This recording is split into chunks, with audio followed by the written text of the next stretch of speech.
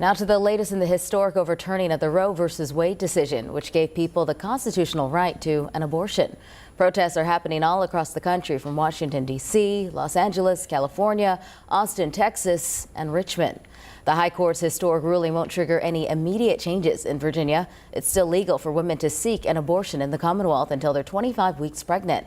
However, many abortion rights supporters are on high alert because pro-life advocates say they're ready to help enact new legislation.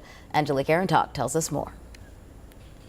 Now that it's up to each state to decide on abortion access, my body, my choice, pro-life and pro-abortion advocates in Virginia are sounding off. All people are created with the right to life, liberty, and the pursuit of happiness. It's one thing to have to go through making a serious healthcare decision. It's another thing to do that when you're being told by everyone around you that you don't deserve to make that choice for yourself. Sarah Resnick, Director of Operations for the Hampton Roads Reproductive Justice League, says the ruling doesn't change what they do. They're still out here providing practical and financial support to people who need abortion services. Resnick says that the league is already helping an influx of people, especially from other states.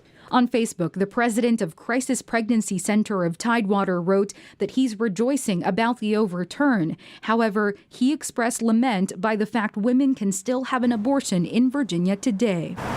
Jeff Caruso, Executive Director of Public Policy Agency Virginia Catholic Conference, says one of the group's next steps will include working with lawmakers, advocates, and other organizations to enact laws that would protect life and ensure compassionate care and support. Our two dioceses certainly provide vital assistance to women who are experiencing crisis pregnancies. Resnick says an alliance of reproductive justice organizations will hold a rally at Lafayette Park in Norfolk Sunday from 11 to 3 p.m. Meanwhile, Republican leaders in Virginia are applauding the Supreme Court's decision. Governor Youngkin commended the Supreme Court for, quote, rightfully returning power to the people and their elected representatives. He's now calling on the General Assembly to ban abortion after 15 weeks during the legislative session next year. Republican Speaker of the House of Delegates Todd Gilbert says House Republicans are ready to work with Democrats on this issue moving forward. Well, Democrat Louise Lucas, the president pro tem of the state Senate, says she's outraged by the decision.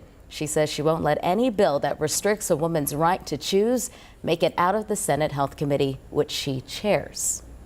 State Democrats are also responding, saying, quote, we will fight every single effort put forward by Governor Youngkin and Republican leadership to criminalize abortion in the Commonwealth and will ensure that Virginia remains a safe haven for reproductive health care.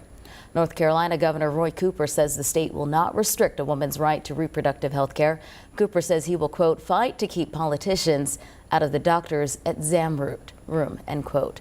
Now, we, of course, will keep following the Supreme Court decision, including any changes to Virginia or North Carolina laws. You can get the latest breaking updates sent straight to your phone with the free 13 News Now app. You can find that in the App Store or Google Play.